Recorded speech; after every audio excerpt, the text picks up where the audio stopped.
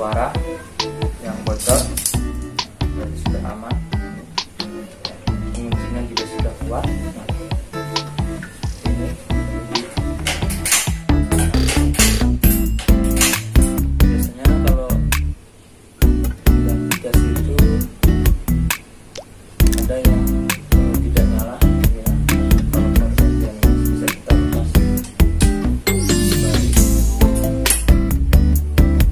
dan cukup menggunakan tali.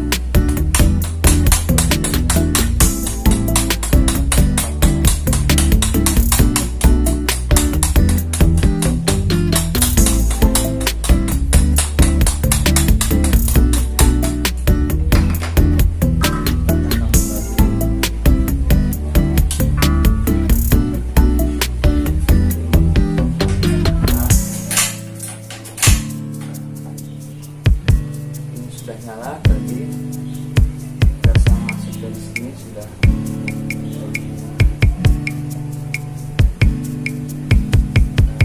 bertakut aman.